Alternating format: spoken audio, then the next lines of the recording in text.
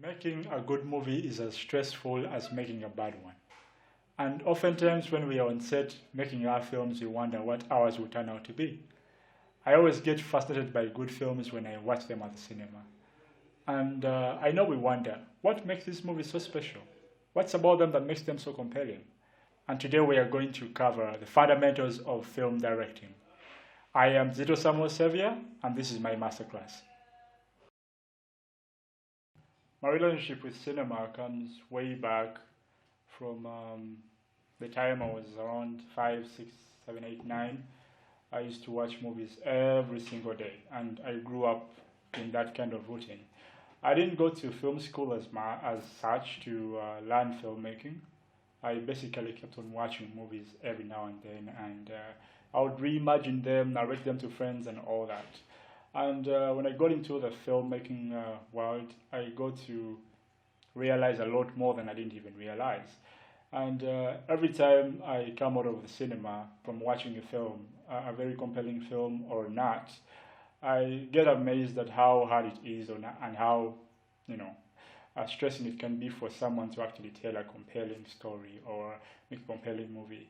And I always say to my friends that making a good film is as hard as making a bad film, and because you get almost the same stress. But maybe that can actually change when you get to understand what the process has to be for you to make a compelling film. And every time I see questions online of people asking, is there a formula, is there a procedure that one can follow to make a compelling film or to make a good film? And to me, I believe the answer is yes. There is a formula that one can follow. It's not like it's a rule, but there is a formula you can follow to actually tell a story that ends up being compelling to whoever watches it, in whatever language you make it. And I know you may be wondering, why do I say bad film and good film? To me, a good film is the art of visually telling a compelling story with believable characters. Yeah, mark my words. The art of visually telling a compelling story with believable characters. It's very important. Before you look at anything else, that's the main thing. And I see so many inexperienced or experienced but lazy film directors who spend a lot of time trying to find out how can I have a beautiful shot, how can I have a good edit, and these other technical things. And if you're the kind of filmmaker who looks out for that, I would say that is a very, very wrong way to direct a film. You don't have to look so much at those other aesthetics before you look at the characters you're telling and the story you're actually telling. And I'm going to be bold enough to say that publicly that if you really think making a movie is all about good shots, good camera angles, which kind of camera you have used, the coloring and all that, you're doing it the wrong way. Why do I say that? If you look at these visual look aesthetics, you're directing films the wrong way. Because before you actually get there, there is a seven-step formula that you have to follow to tell a story that is compelling and visually attractive to the viewer. Other things that come in end up serving those elements. They serve the story, they serve the characters. And these fundamentals can actually apply to so many other departments of filmmaking. But looking at the film director, who is the author and the keeper of the story, these are the fundamentals that you should look at if you want to make a good film.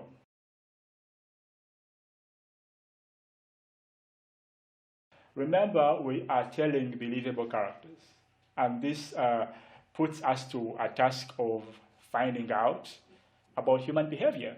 And what do I mean by human behavior? Human nature is a very sophisticated thing that we have so many characteristics that define us. We have things like feelings, the way we react to situations, all those other applicable characteristics that humans have are very important for any film director. So every single day that you live in your life, you're trying to observe and study and understand how the humans behave. How do they react? When this happens, what do they usually say? You get. There is also a lot of information online where you can go and make a lot of research about human behavior. You can read books about human nature. You can watch videos, read articles, and so on. A lot of it is there. And besides you, depending on the books and the research you're going to find out there, you have people you live with every now and then. I believe everyone who is a film director has access to other human beings. You don't stay alone. You don't live alone in the world, so you have a lot of reference to actually look at. The things that you have to really pay attention to is what makes us tick as humans, what makes us amazing creatures. Everyone has something about them that defines them that is different from the other. Okay? And you also have to figure out why do we do the things that we do? You look at yourself. Why do you do the things you do? You look at the people around you, your friends. What do they do and why do they do those things? They always have something they're looking forward to. And once you get to know what makes us tick and why do we do things the way we do, you're starting to understand human behavior. You're studying the personality of the person and the reasons as to why they do what they do. And the good thing about human behavior is that it's something that you can actually observe. You get. You don't have to, it's not so complicated. It's just about you standing there, going to a bar, going to a restaurant, going to a hospital, going to different places, and you observe how people are reacting and how they're behaving. Yeah, I, as a person, when I am talking to people or when I'm doing anything, I am observing myself and I'm observing the people that are around me. How are they reacting? How are they behaving? When they are hurt, how do they react? When they are happy, how do they react? And I keep on taking those notes in my mind and taking all those notes, maybe in a notebook or anywhere I could save them. And sooner or later, you get to use those expressions. You get to use those reactions at the end of the day. So as a director, you have to be a witness to human behavior. You have to look at everybody around you and study them. And this is something that you do even before you make the film or during the process of you making a film, because every now and then there is something that you learn. You have to find out what motivates the humans to take the action that they take. If you do not study human behavior, it's going to be so hard for you to do anything with directing, because that's what you're telling every now and then. Even the stories that you see that are maybe say science fiction and so on, all of them borrow a leaf from human behavior and maybe just exaggerate that.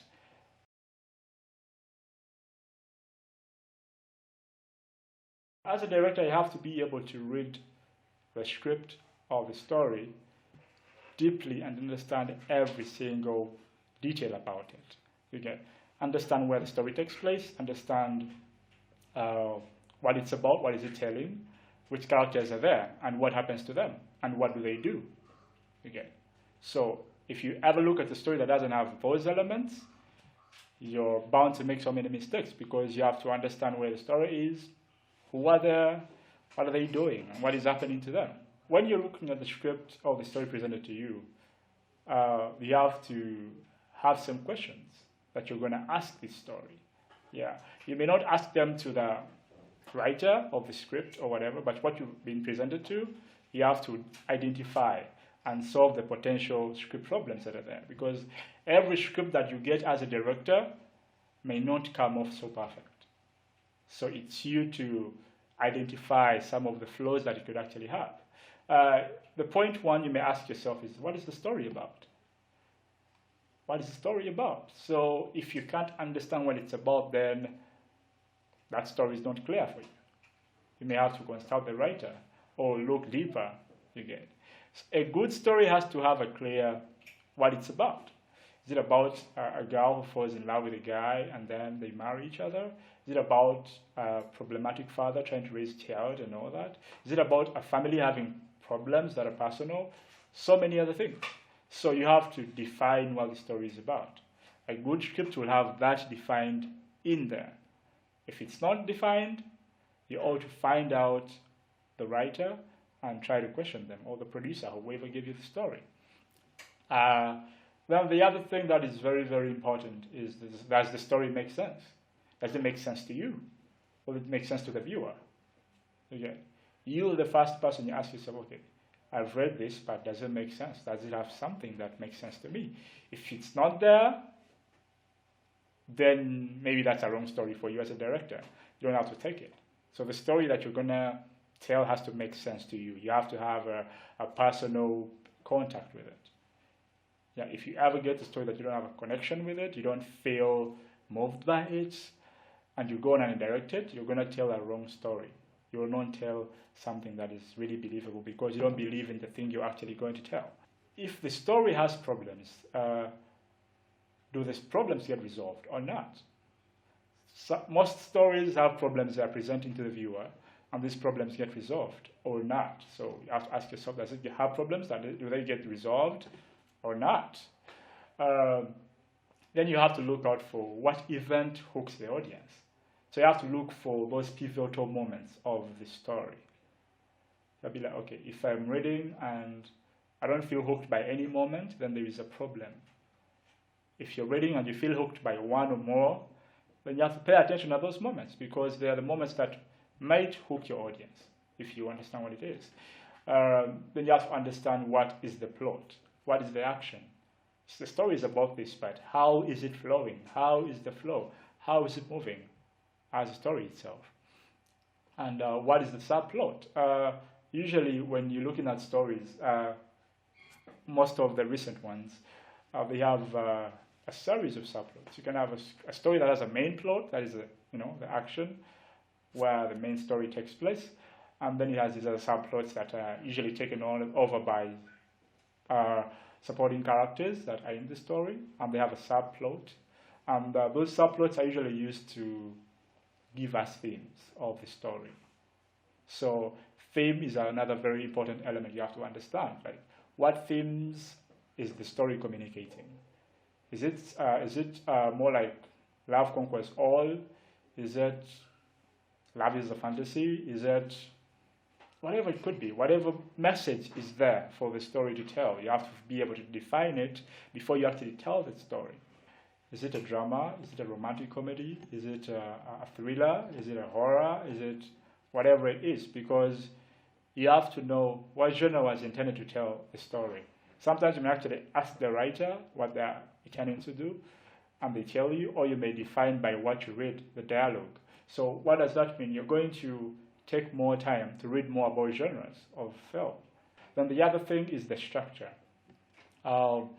People always look at the structure as the three-act structure, and I always don't want to look at a story in that format as a person. I like to work with sequences. Yeah, I follow a sequence of my film has to be able to change every up to 5 or 10 pages. So the tone and the vibe has to change. Or there has to be a turner in the story that is going to change, something that's going to change that will hook me to go to another 10 pages or another 10 pages and all that. And most importantly, it has to be a page turner, that every scene and every moment puts you to another page. It keeps you wanting to see more. It keeps on opening up and opening up. It has to always open up to surprises. Yeah. If I have a story that doesn't surprise me, after 5 or 10 pages, that's going to bore me to watch. So I'll need to revise it more and maybe suggest a rewrite to the producers, and then get it done to a level that I will feel to believe in. If I get a script that the story is nice and then the structure is not nice, if I can't dump that, they have to rewrite it for me, and or I be part of the rewrite and then get the story that I actually want to see. Every scene has a flow, has a lead character, has an antagonist, and so on. So you have to be able to define, okay, this is the scene. What is the intention of the scene? What does it want to convey? If you've not yet understood what the scene is meant to convey, it's meant to communicate, it's going to be so hard for you to tell the story, because a film is a series of scenes combined together. So every scene has to make sense, has to be able to connect you to another and another and another.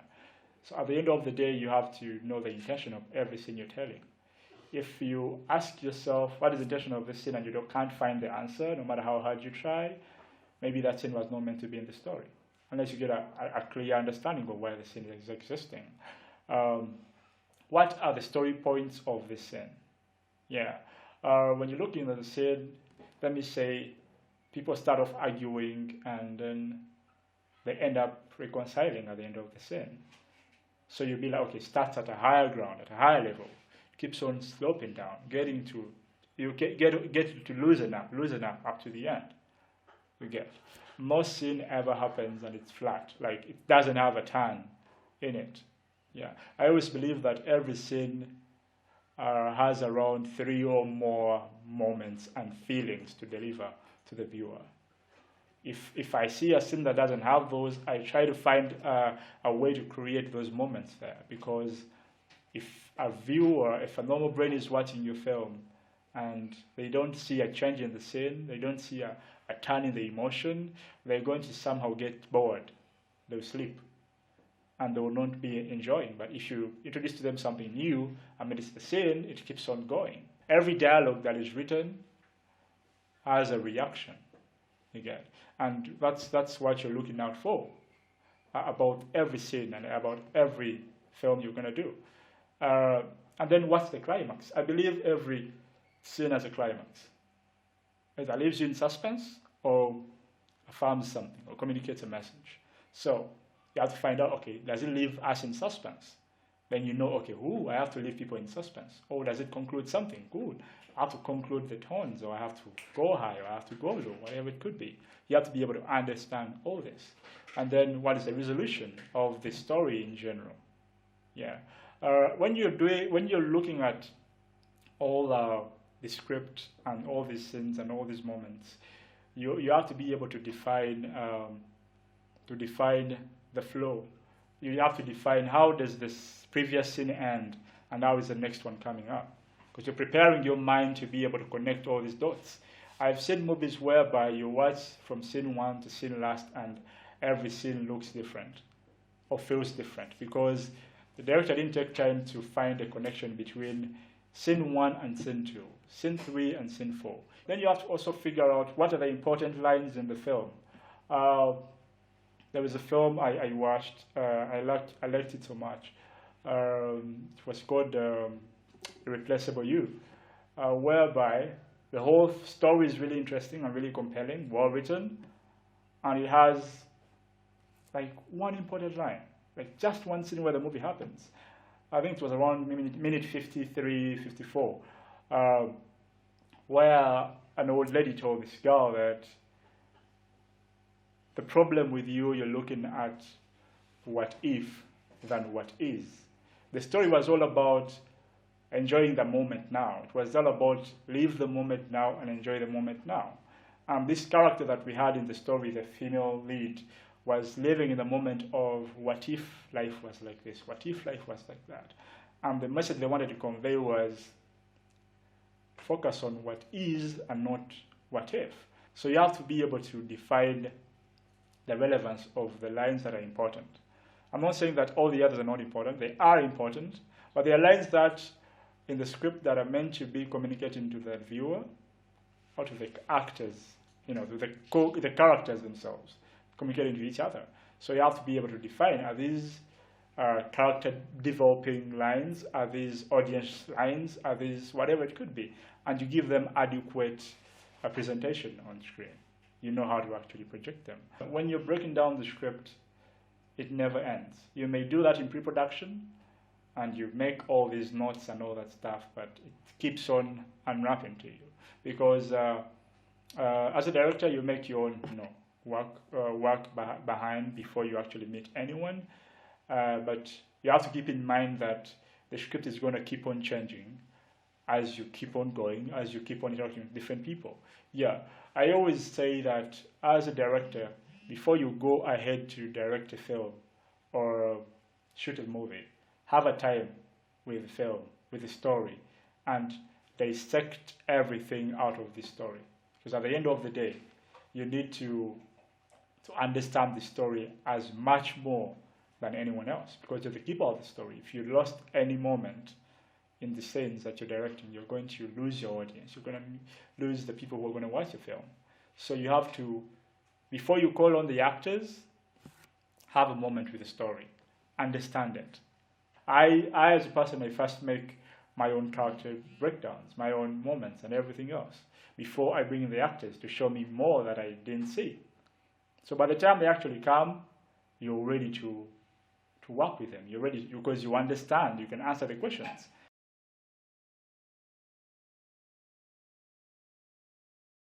It's very, very important for director to know more about directing actors, you get. And then I believe that almost everything you need to know about directing actors is explained in just 3 words.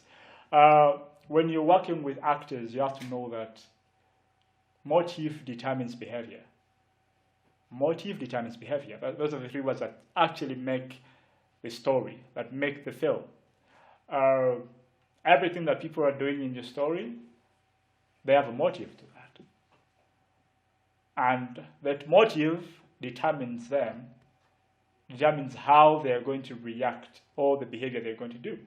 And when we break down the motive, motive is basically our inner world. As the character, what they're feeling. When I'm working with actors, I always tell them that you're giving me a 3D performance.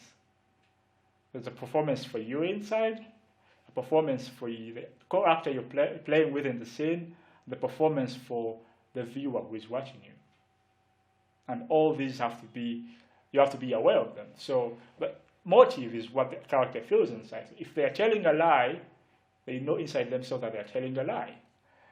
And then the element determines is what they have the motive of, yes, I want to lie.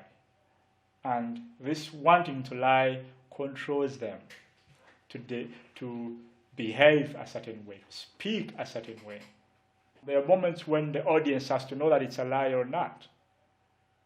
So they have to be aware of all these reactions.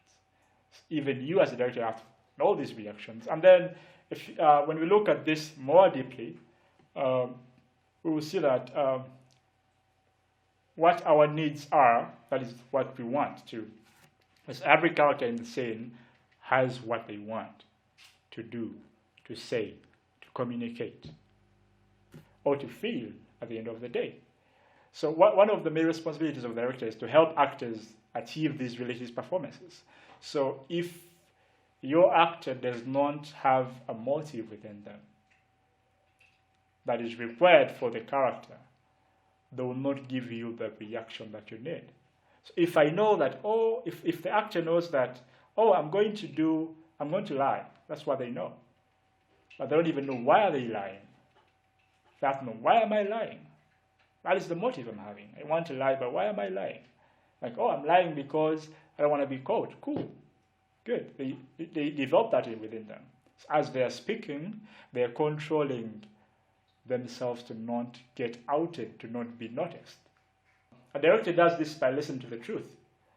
What do I mean by listen to the truth? I always say that we are telling the truth of the story. We are telling the truth of the character. So you as a director, you have to ask yourself, do I believe in them? Do I believe in the actor, what they said? Do the words make sense now? Because before they were just words. But now, do they sound like they make sense? Do they sound real to me? Do I believe them? You get? And take note of this. If you do not know what a believable character or performance has to be like, it means you missed a step, human behavior. Because if you know human behavior, you will always know that this one sounds believable. Usually, when you let me say, a character wants to go out and the parents are not actually allowing them. They have that's their objective. They know, I want to go out. That's what they came for. Whether they win or not, that's their objective. And the other character, who might be, let me say, the father or the mother, their objective may be, I want to stop this child from going anywhere. That's their motive in the scene. That's their objective in the scene. And these two are going to clash. And when they're clashing, they're creating obstacles for each other. You get? So, obstacles in the scene are going to be probably enough. So, the objective is she wants to go out with friends. through the mom. And then the mother is, my kid is not going anywhere. So those are two objectives, and they're all clashing. It's literally hard to find a beautiful scene whereby the two characters have the same objective. It at least starts in a way that they are on different planes, and one of them convinces the other and wins. So you have to know, okay, how does the story begin and who wins at the end of the day? That has to be defined. If you don't see who the objectives of your characters in the scene, it's going to be hard for you to define or develop that scene in a believable way. What does the character do? Look at what they do more than what they say. Because most times in scripts, the characters don't say what they want. They say something else that is, we call it subtext, that has a hidden meaning. When I'm directing a film, directing dialogue, I look so much at what is hidden beneath the dialogue.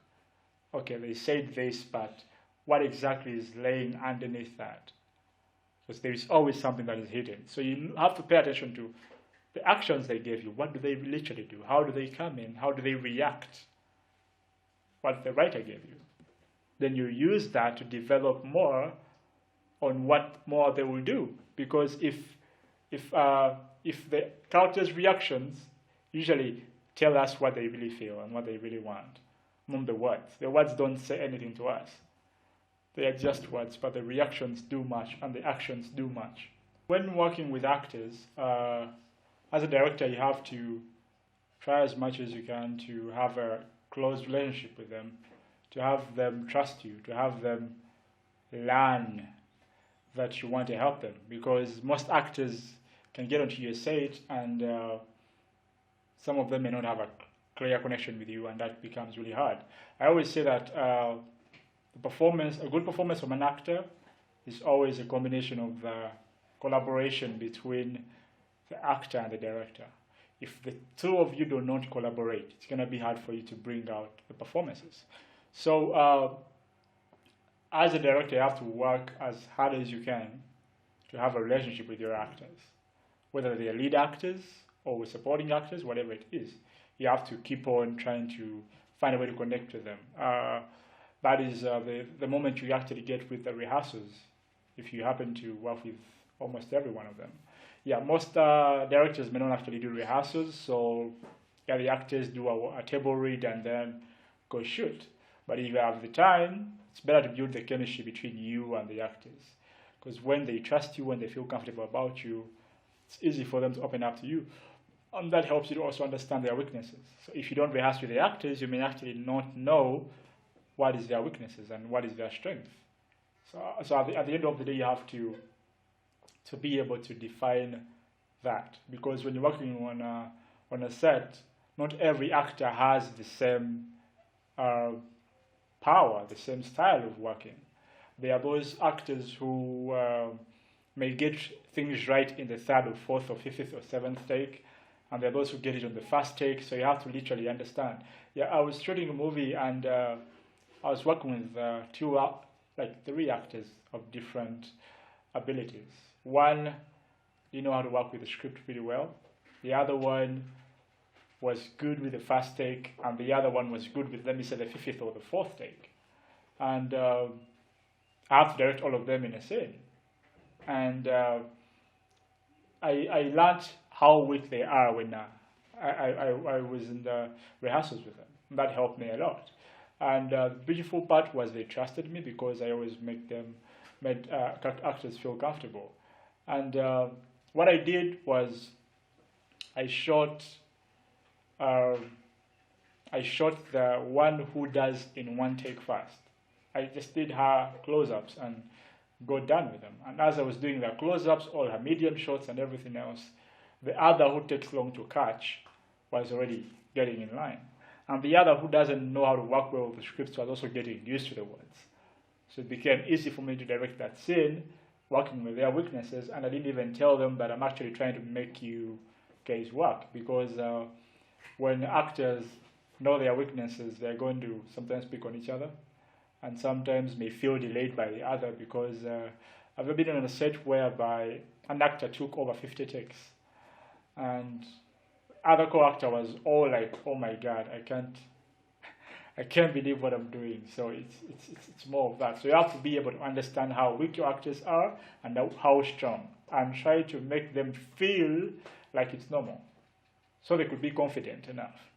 You know, like when an actor feels like they're the only ones who don't know their lines on the set, they feel intimidated. They feel they lose the morale to actually perform.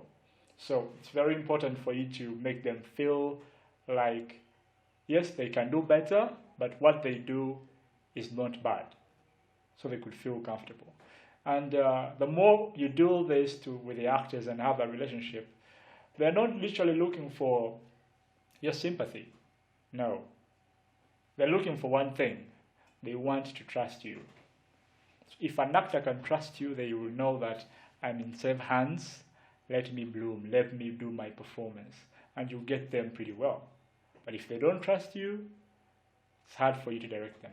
When you're working with an actor who doesn't believe in you, doesn't trust you, they're going to decline in performances. And they're going to end up becoming something that we always call director-proof. They'll not be directable. And yet you need to direct everybody that you're working with. You also have to understand a moment when you're working with a professional actor. I've worked with professional actors before, and you be in a rehearsal or in a scene you're shooting, and maybe they don't get the first take right, and you're trying to tell them then what to do with the next one. The actors who quickly understand, by you mentioning, I want you to feel like this, I want you to feel like this, I want you to react like this. It's just a simple word. They get it and they do it right. And there are those who need a lot of explanation. So you have to understand, who are you dealing with. At the end of the day, you want to capture good performance. You want to capture good reactions. You want to capture good moments and, feel. And no matter how beautiful the angle can be, or the lighting, or the picture quality, when the performance is not right, you're not doing a good job.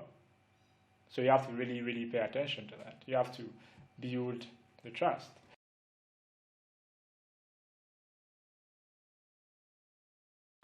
You have to also know the principles of montage. And what do I mean by principles of montage? Montage is just a way shots are aligned together. You have to know how the edit works when you're directing a film. You have to know when what is going to be used, so you can actually direct the right emotion for that moment or for that shot. There is a famous filmmaker. It's called Lev Kuleshov. Lev Kuleshov is Russian, and he did an experiment, or a film that I believe every book about montage is using, where he got an actor's face who was doing a neutral face and used that face with different shots of things. He used a doll in a case, food, and a seductive lady laying on the couch. And he could use the face, the subject, the face. The face, the subject, the face. And then showed it to people, and people could tell that the actor's reactions were changing, but they were not. The actor was just doing a neutral face. So you have to literally know which shot are you going to bring after the shot you're going to shoot. I have a tendency of sometimes when I'm working with an actor and I realize they're so weak and they can't deliver the reaction that I want on the face, I always tell them, just be neutral and deliver. Even when they don't have the right tone that I want, I tell them, be neutral, give me no emotion, but don't make it flat. Give me no emotion, don't make it flat. And when they do that, I compensate that with a shot that will evoke the emotion that we want, or with the music, and I end up complementing their performances. So if you know how the montage works, you're going to be able to direct a movie without a lot of stress. It also helps you to manipulate the actors' emotions and reactions when you're trying to play with what they're looking at, with what they're doing, and so on and so forth. So it's very important for you to know how the editing works, because it helps you to know how you're going to place your camera, how you're going to block the movement, because you know that I'm going to cut from here to there. So after you understanding these reactions, you know that at this moment I want to project this reaction of the actor.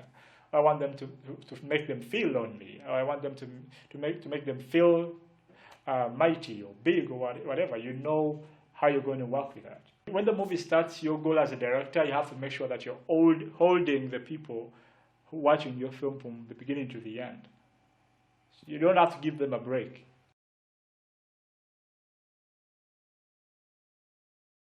You have to be knowing how the camera moves and how the camera works, and what shot projects what emotion.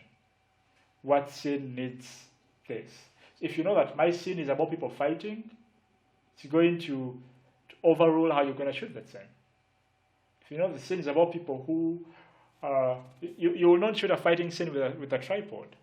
It's quite hard, and doesn't actually get you the actual realism. You may have to go handheld. When you're shooting a very subtle, lonely moment, you may not literally avoid working with a tripod. You may have to be still, or use a dolly in, or whatever you could work with to project the emotion. So, different camera positions and camera movements projects different emotions. Take note that if a scene is well written, and the characters perform to their best, and they are really good, and you shoot that scene in the best wide medium close-up way, the film will come out good. Yes, it may not project the emotions that you intend the audience to feel, but it will come out good. But if you know what certain angles mean and what they project to your picture, you're going to end up telling a story that will make the audiences feel what you're intending them to feel. You will use the close-ups the right way. You'll use the wide the right way. I only use wides when I'm establishing a scene, or when I'm establishing a scene, or a new character is coming into the scene. I may use a wide, or the scene is ending and people are leaving the scene. I'll use a wide. Besides that, I'll use a medium shot to show a normal, subtle, more like a moment, and I'll get tighter when I'm trying to project an extreme feel of a moment, of a scene. If your scene is just objective, not so subjective, you may not work with close-ups.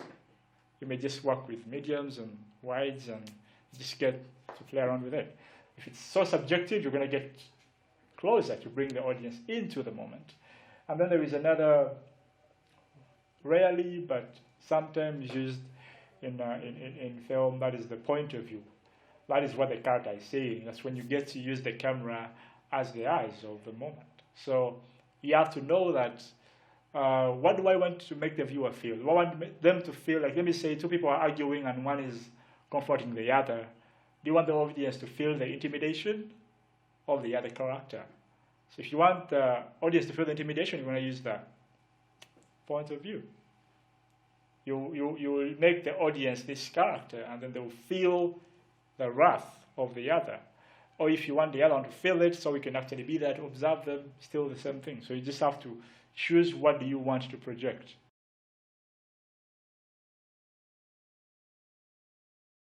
Blocking is basically how you place the actors or the characters in the scene.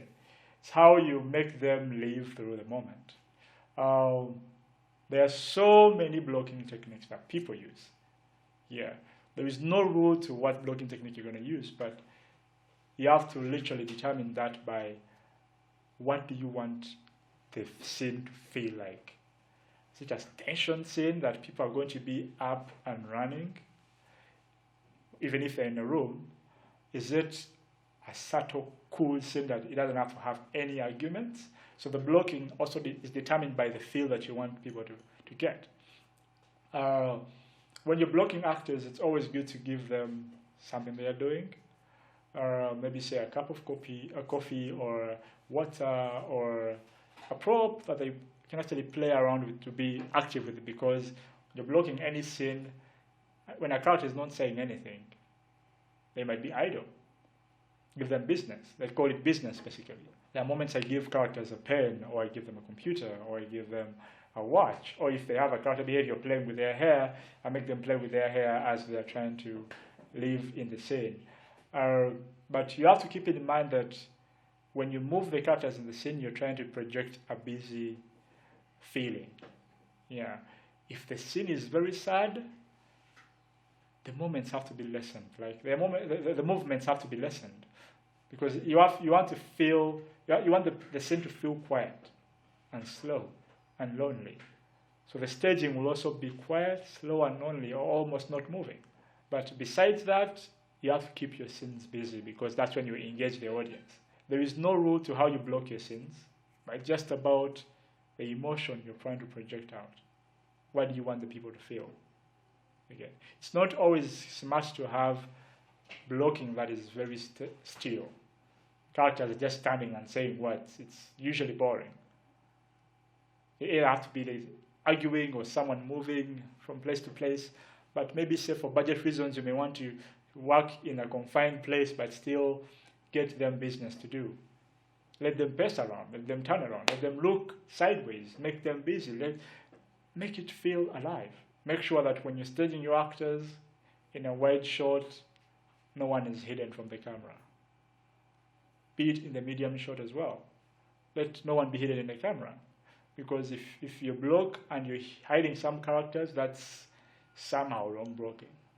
Unless you're meant to reveal that character on a later stage. Before you even get to close in to get people's details and close-ups, make sure everyone has enough space, if need be, wherever you place them. The blocking is in relation to the people's performances, and there are some actors who may not work so well with the blocking. So you have to, the smartest way to actually go around that is to have enough time with rehearsal, so you can do some blocking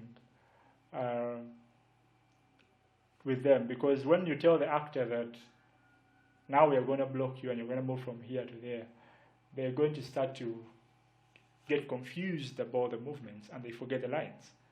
But if you get them used to it when you're rehearsing with them, it gets to become easy, even before you know where you're going to shoot the scene. Yes, I always block the actors when we are rehearsing with the imagination of how the scene is going to look like.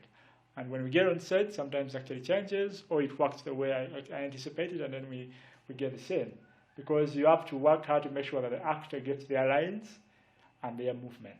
There are moments when you bring in the actors and you just be like, yo, feel alive, just do it and we see.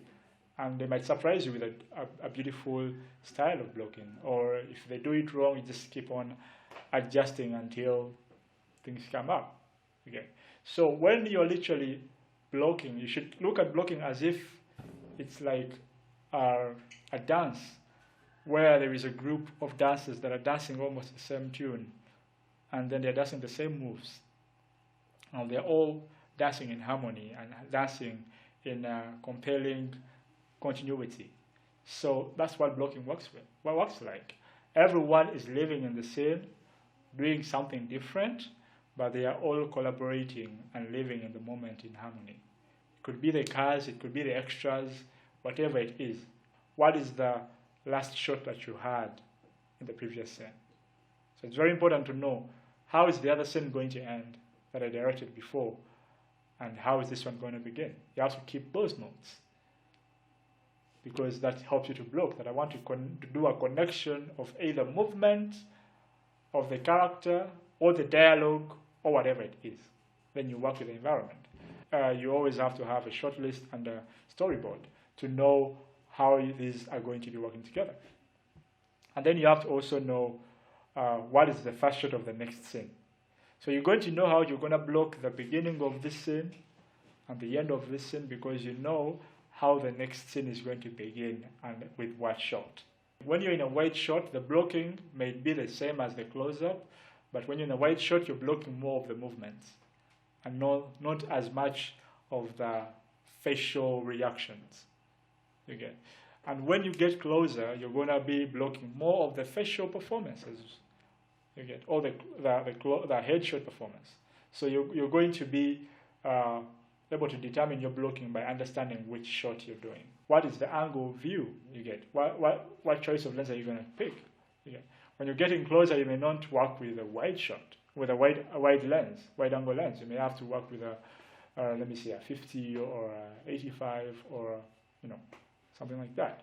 So the distance of view from the subject, you get, when you're doing an objective point of view, it's going to determine the lens you're going to have. So when you move closer, the lens is going to change. When you move distant, the lens is going to change. Blocking a scene is really hard, and it gets better with practice. Yes. When I'm doing a film and I'm going to go on a set, I always look at having like 5 ways of delivering the scene. So I prepare for the 5 ways. 5 ways of blocking, 5 ways of shooting it, and achieving this, directing the scene. And when I get onto the set, I leave myself flexible enough to adjust accordingly. You may get to a set when the blocking you planned earlier can't work, so you have to change. The more you do the blocking, the more you direct films, the better you become at blocking, because it doesn't always comes out like you don't have to learn it right away and you do it. You can start basic and you keep on advancing, and the more comfortable you become, the better you block the scenes. There are scenes that you block, that even get blocked automatically, and there are those that you have to put in a lot of effort to block. It's very, very important.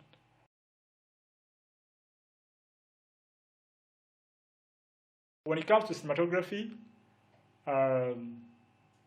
editing, sound, costumes, and all that, they are all going to come out right if you've already defined the other 6.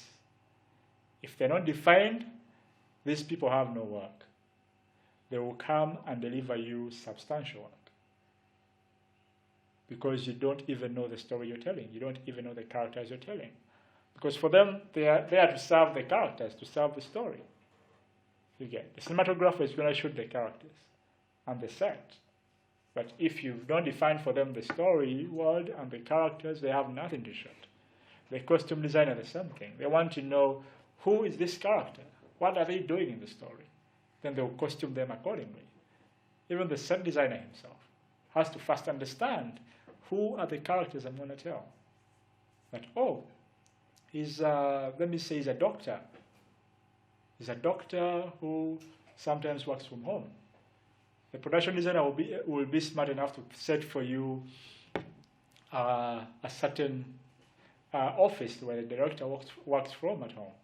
But if they do not understand them pretty well, they don't have the believable understanding of these characters, they will not serve you right.